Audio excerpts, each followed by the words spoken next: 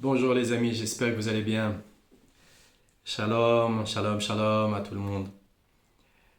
Et alors on va continuer. Donc hier on a parlé des bons conseils du tzaddik parce que quand on se rapproche du tzaddik, quand on vit avec le tzaddik en fait, il va nous donner des bons conseils. Il va nous permettre d'éviter de vivre tout simplement, de vivre au-dessus de nos capacités, de vivre au-dessus de nos moyens.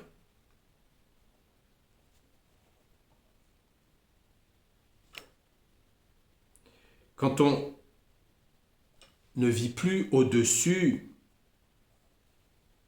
de ses capacités, quand on ne vit plus au-dessus de ses moyens, on ne vient pas créer des désirs. Donc on ne vient pas suralimenter des besoins.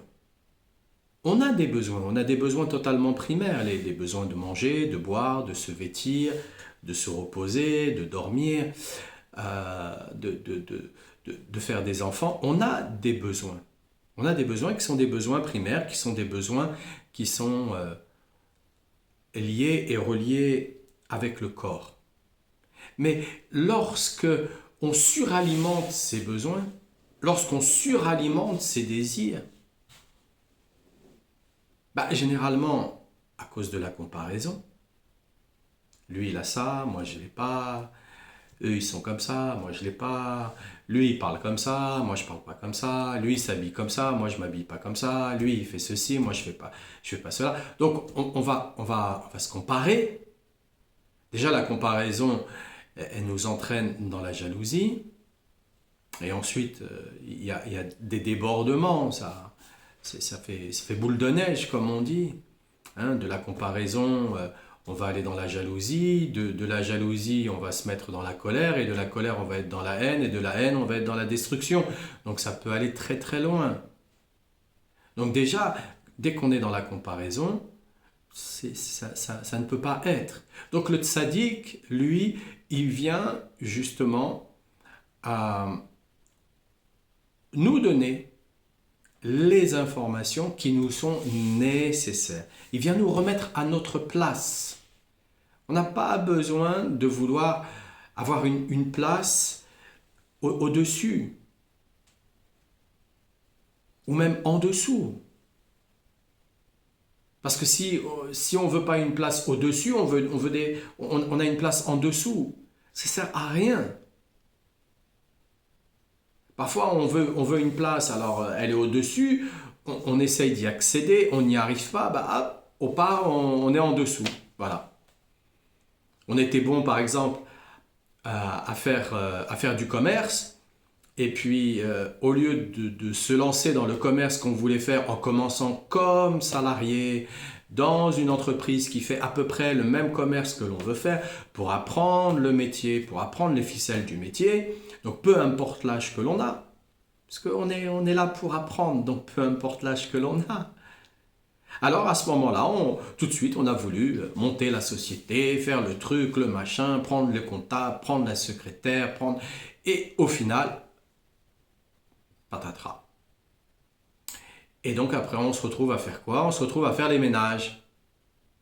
Donc soit on est parti dans une comparaison trop haute, et au final, on est redescendu, et on est dans une comparaison trop basse. Et on n'arrive pas à trouver son équilibre. Pourquoi on n'arrive pas à trouver son équilibre?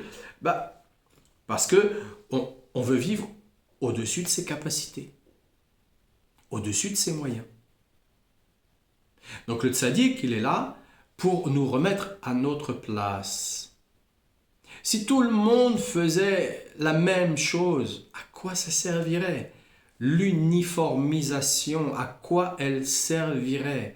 Je ne parle pas vestimentaire.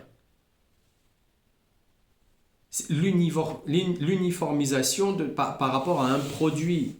Comme on voit, des fois, il y a un magasin qui fait ce produit-là et il y en a 10 qui vont s'ouvrir et qui vont faire le même produit. À quoi ça sert? C'est quoi le but? En pensant qu'ils vont mieux réussir que l'autre? Non. Si l'idée, elle vous vient à vous, c'est vrai, si l'idée, elle nous vient, c'est qu'elle est à nous. C'est à nous de le faire. C'est à nous de nous mettre en route. Maintenant, l'idée, quand elle vient, on doit surtout réaliser ses propres capacités. C'est exactement pareil dans l'éducation pour les enfants, c'est exactement pareil dans le couple, dans la recherche du couple, c'est pareil, c'est exactement la même chose, exactement la même chose. On doit être à capacité égale, à moyens égaux, exactement. Qu'on puisse se compléter à l'intérieur de tout ça. Se compléter à l'intérieur de tout ça, ça veut pas dire qu'il y en a un qui a plus de capacité que l'autre. Non, à un moment donné, on va se sentir ridicule et ridiculisé. Non, on doit se compléter dans le sens où si aujourd'hui je ne pense pas à quelque chose, eh bien, celle qui me complète va penser pour moi à ce quelque chose. Et là, je vais lui dire merci énormément, j'y avais pas pensé, mais c'est vrai, mais tu as totalement raison, mais on est... Voilà. Et là, on se complète dans cet ordre-là. Exactement comme pour les enfants. Si on voit qu'on a un enfant qui est capable et qu'il y en a un autre qui est moins capable dans l'apprentissage, alors à ce moment-là, parfois on va se concentrer plus sur l'enfant qui est moins capable et moins sur l'enfant qui est capable. C'est une erreur. Ou alors on va se concentrer sur l'inverse, on va se dire ah ouais mais celui-là on n'y arrive pas, c'est compliqué, etc. etc. Et on se concentre sur l'autre qui est plus capable. C'est aussi une erreur. Ce que l'on doit faire, c'est faire en sorte d'associer les deux enfants pour qu'il y en ait un qui vienne aider l'autre. Lorsque un aide l'autre, eh bien même celui qui est moins compétent dans un domaine, eh bien peut-être qu'il sera plus compétent dans un autre domaine à un autre moment. Et de cette manière-là, on vient permettre à nos enfants, à nos propres enfants, d'apprendre aussi l'indépendance. Le tzaddik, lui, ce qu'il veut, c'est que nous soyons indépendants. C'est pas que nous soyons dépendants de lui. Hachem, il veut pas qu'on soit dépendant de lui. Il veut que nous soyons indépendants, mais que nous ayons une relation avec lui. Une relation permanente, 24 sur 24, 7 sur 7. C'est comme ça qu'il veut. Et le tzaddik, c'est pareil en fait. Il veut pas une relation de dépendance, il veut une relation d'indépendance, mais que de cette manière-là, lorsqu'il y a quelque chose qui ne tourne pas rond chez nous, eh bien on va parler avec lui. Ça le motive aussi, il faut le stimuler, le tzaddik. Si on ne le stimule pas, le tzaddik, comment il va nous stimuler à nous? Et nous, quand il va nous stimuler à nous, on va prendre ça pour une difficulté. Ah, qu'est-ce que j'ai fait pour recevoir tel décret? Qu'est-ce que j'ai loupé? Qu'est-ce que ceci? Qu'est-ce que cela? Non. Il nous stimule, il cherche notre stimulation. Pour quelle raison? Parce que Hachem vomit les tièdes. Celui qui ne se stimule pas, celui qui attend que tout arrive, quel intérêt? Quel intérêt? Il a peur de tout. Quel intérêt? Quel intérêt? Alors, il y a certains, eh bien, ceux qui ont peur de tout, eh bien, on va aller les stimuler et Hachem va les stimuler de manière totalement différente. Mais c'est exactement la même chose pour nous. On ne va pas recevoir deux vagues en même temps d'apprentissage, d'éducation. On ne va pas recevoir deux vagues en même temps. On va déjà recevoir une vague, on avance avec cette vague, soit on a réussi l'apprentissage, l'épreuve pour certains, parce qu'on peut aussi appeler ça des épreuves, mais c'est des apprentissages au final. eh bien, on va monter d'un cran. Parfois, ben, on va recevoir une deuxième vague. On est même à l'intérieur de la première. Pourquoi? Pour nous fortifier. Parce qu'on en est capable. On est totalement capable. Donc le tzaddik, il est là pour prodiguer des conseils parce qu'il utilise bah, sa vérité, la vérité. Sa semence, elle est vérité. Elle est vérité, c'est des semences de vérité. Il n'y a pas eu d'écart. Et en plus de ça, on est rentré là dans les Shovavim, où on peut être dans une période de tchouva pendant 10 jours. Et dans cette période de Teshuvah, durant 10 jours, eh bien, c'est tous ceux qui, justement, ont mal utilisé leurs semences à un moment donné dans leur vie. Donc si on n'en est pas suffisamment sûr, si on est avec je sais pas, peut-être, c'est le moment de faire Teshuvah. C'est vraiment le moment de faire Teshuvah. Donc, on continue, et donc c'est dans ce sens où le tzaddik, il prodigue des bons conseils, parce que sa semence est entièrement de vérité. Et c'est dans ce sens qu'on peut interpréter le verset de Jérémie 2, verset 21. Et j'ai planté à partir de cep de choix. Allusion au salut, comme on le trouve écrit dans le verset de Zacharie 10, verset 8. Asherka, je leur ferai entendre un signal et je les rassemblerai. Donc,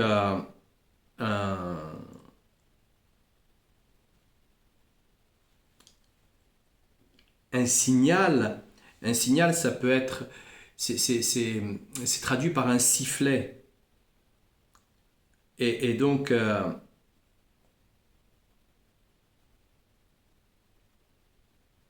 il nous pose la question, il nous dit, et par quel moyen parvient-on au salut?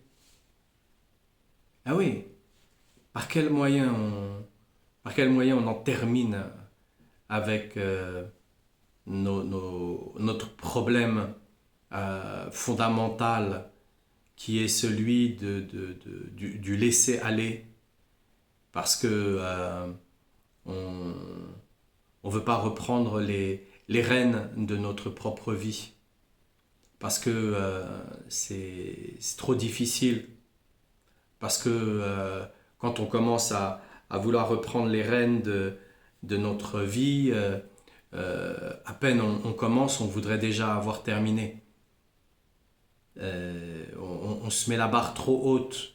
C'est un petit peu comme si on faisait de l'athlétisme et on voulait déjà au saut en hauteur, avec la perche, déjà sauter les 2 mètres. Mais tu sais même pas déjà tenir une perche. Donc qu'on apprenne déjà, qu'on vienne pas viser nos capacités au-dessus de nos possibilités. Et donc, comment on parvient à ce salut? La suite du verset de Jérémie nous l'apprend. Lorsque la semence est une semence de vérité. Donc lorsqu'on sait garder notre semence pour l'utiliser dans l'apprentissage, dans l'étude de la Torah. Lorsqu'on sait faire ça, ce sont les conseils du juste, donc du tzaddik, qui nous apportent le salut, car grâce à leurs conseils, on accède à la vérité. C'est ce que nous avons déjà dit, quand l'homme de justice se relie à la vérité, il parvient à la foi et accède au salut. Donc, quand on reçoit les bons conseils du tzaddik et qu'on les suit, mais qu'on se mette pas, trop de tâches. Si aujourd'hui on a réussi, super, demain on verra. Voilà. Un petit peu tous les jours, on verra bien. Et peu importe le nombre d'années que cela fait qu'on avance sur ce chemin. Parfois on est moins en forme. Voilà. Et c'est comme ça. Et c'est comme ça. Et on accepte. Et ça nous permet aussi de réviser certaines attitudes. Elles sont bonnes aussi, ces attitudes, à réviser. Elles sont bonnes. L'humilité, c'est très très important de la réviser tous les jours, cette humilité, avec nous-mêmes déjà, avec nous-mêmes, de ne pas nous mettre des capacités au-dessus de nos possibilités, de ne pas nous mettre des besoins plus qu'on en aurait besoin. C'est comme si on avait reçu, donc en recevant les conseils du tzaddik, c'est comme si on avait reçu des gouttes de son cerveau.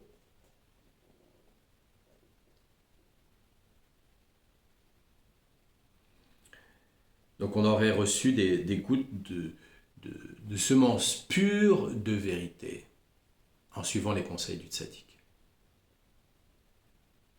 Parfois, on veut un peu trop, par comparaison, ressembler trop au tzaddik. Mais à quoi ça sert?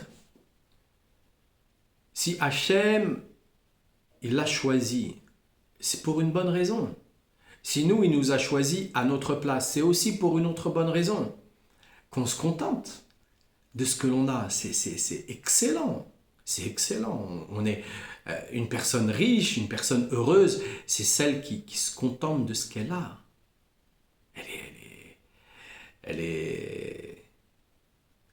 C'est magnifique. C'est magnifique. On vit dans une extase permanente.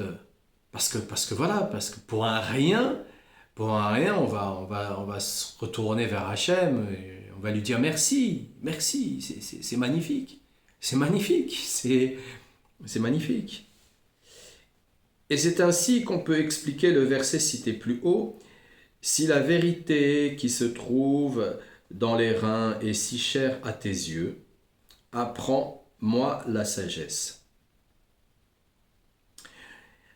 Autrement dit, bon, ça veut dire, il y a tellement de choses là qui me viennent. Déjà, quand on a des faiblesses oculaires, ces faiblesses, elles viennent des reins. Déjà. Donc, où est-ce qu'on a mis nos reins, comment nos reins aussi ont été conçus, parce qu'il y a une part aussi transgénérationnelle, une part génétique qui se trouve là. Ensuite, nos yeux, c'est aussi en fonction de l'âge. Hein, les reins vont commencer à diminuer au niveau de leur force. Maintenant, on peut remonter. On peut remonter. Il y a un combo qui est magnifique. C'est le combo du magnésium. Si vous trouvez du bisglycinate de magnésium, c'est ce qu'il y a de mieux. Sinon, vous trouvez le citrate de magnésium, c'est un peu moins bien, mais c'est tout aussi excellent. Les autres magnésiums, je ne vous conseille pas. Je ne vais pas rentrer dans les détails.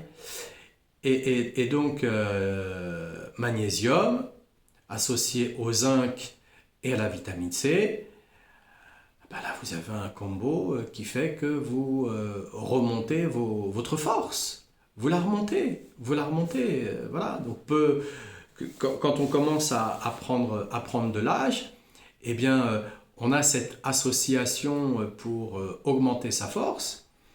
Et de cet ordre-là, eh bien déjà on dort mieux, on est beaucoup plus tranquille, beaucoup plus serein, et puis on va plus loin dans la journée parce on a plus de force, on est maintenu.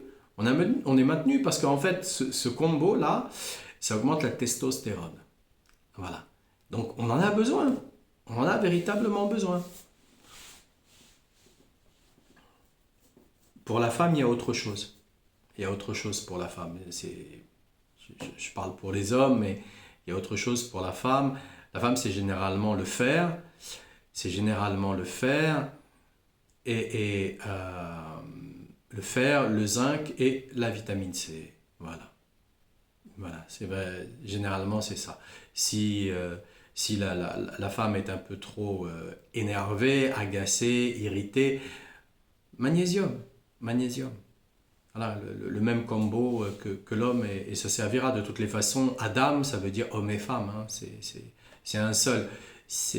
Mais ensuite, on va avoir des modes de fonctionnement qui sont différents par rapport à la quantité d'eau que l'on a. Les femmes ont plus d'eau que les hommes, donc on a un mode de fonctionnement qui est différent.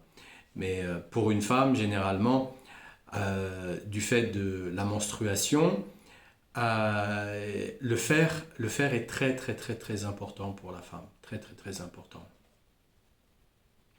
Donc je reviens à et si la vérité qui se trouve dans les reins est si chère à tes yeux, apprends-moi la sagesse. Autrement dit, fasse que je reçoive, pour ainsi dire, les gouttes de cerveau de la part du juste, car je parviendrai ainsi à la vérité. Et donc, là, il y a quelque chose de très très très important qui nous est dit, c'est que je reçoive les gouttes du cerveau de la part du juste, car je parviendrai ainsi à la vérité. Mais comme je vous ai expliqué hier, la semence, elle va commencer non pas à se construire dans les reins. Dans les reins, elle va être filtrée. Les reins, c'est un filtre. Les reins vont filtrer tous les ingrédients nécessaires qui descendent de la glande pinéale le long de la colonne vertébrale, qui vont dans les reins, vont les filtrer. Certaines informations vont être traduites pour devenir des semences, et d'autres informations vont être traduites pour nourrir le sang, etc., le corps, etc., la lymphe, les mitochondries, etc., etc., etc. Et tout ce qui ne va pas nourrir le corps vont se transformer en déchets dans les urines ou alors dans les selles.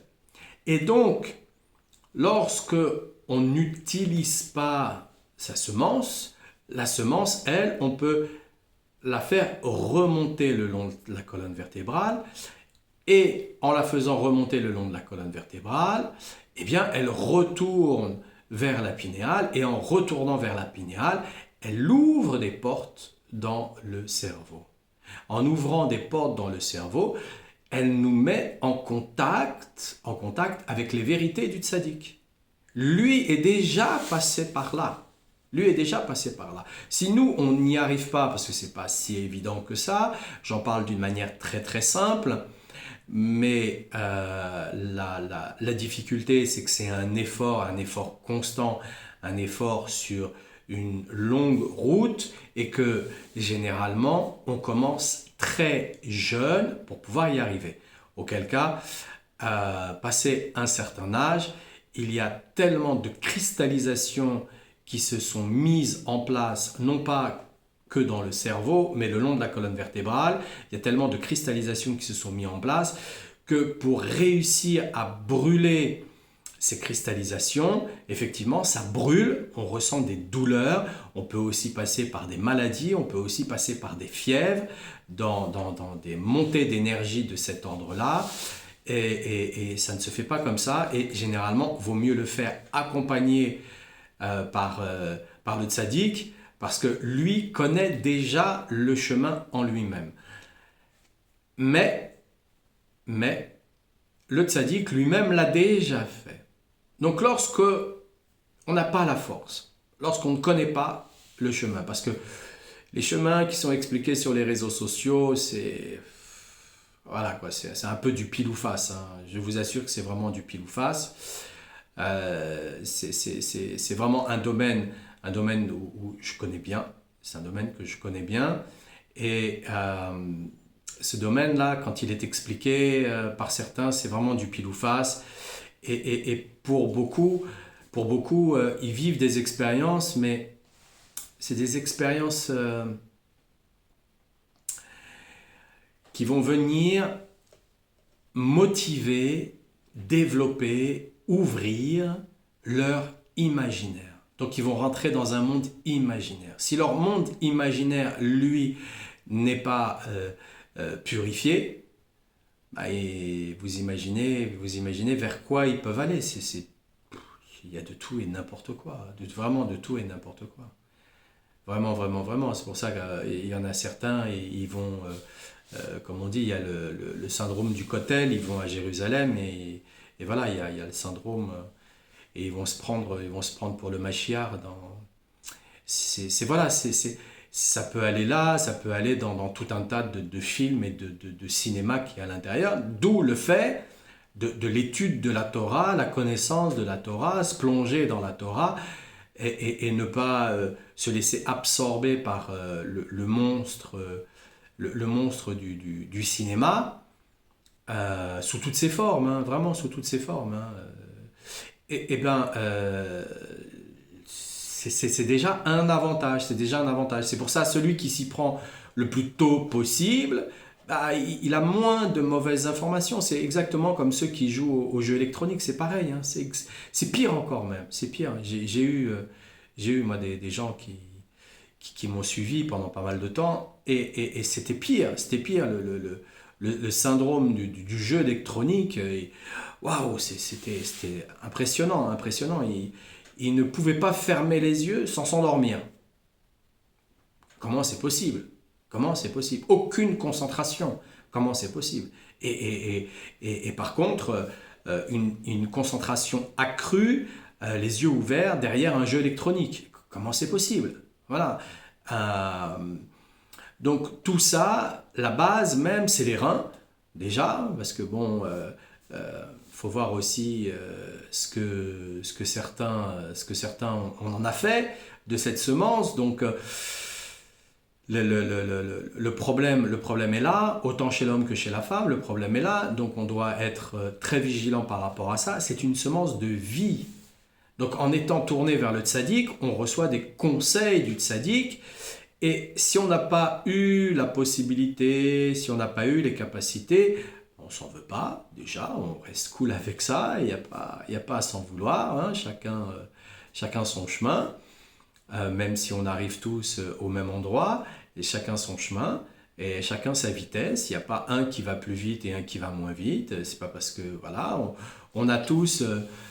si vous lisez un peu la vie de Rabbeinu, vous allez vous rendre compte de tous les obstacles qu'un sadique de cette trempe a pu surmonter.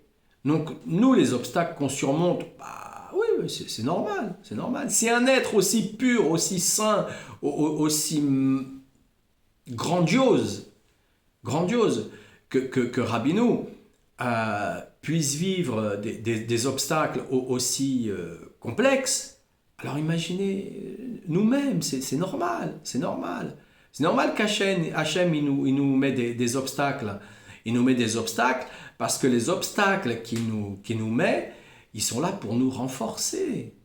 Ils renforcent notre vouloir.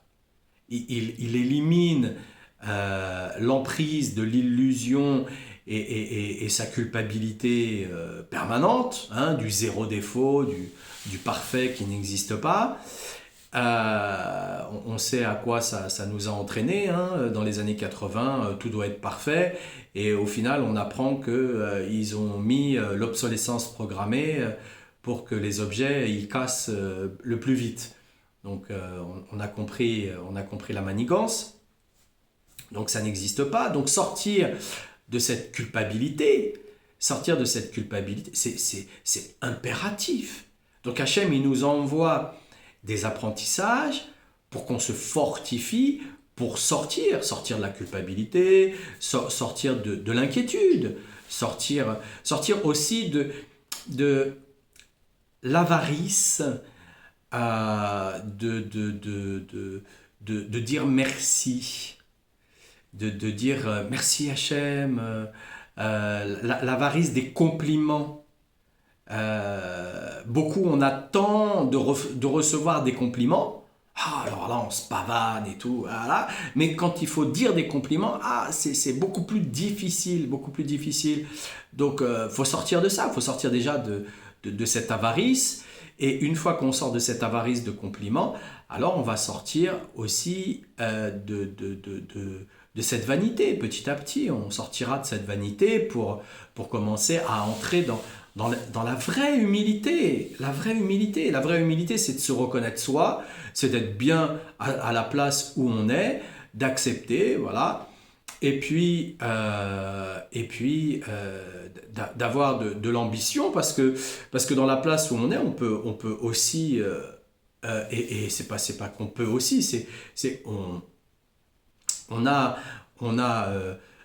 comment dire euh, matière à évoluer dans la place où on est. On peut toujours évoluer, toujours évoluer. Donc avoir de l'ambition pour toujours grandir là où on est. Et c'est très bien, c'est magnifique, ça, c'est parfait. Ça, c'est vraiment la perfection. Donc les amis, on va s'arrêter là pour aujourd'hui. Et puis, on se retrouve demain. On se retrouve demain pour continuer l'étude. Eh bien, c'est vrai que là, je m'arrête comme ça. C'est peut-être un peu brutal. Ça me laisse aussi le temps de redescendre parce que je commençais à monter un peu trop.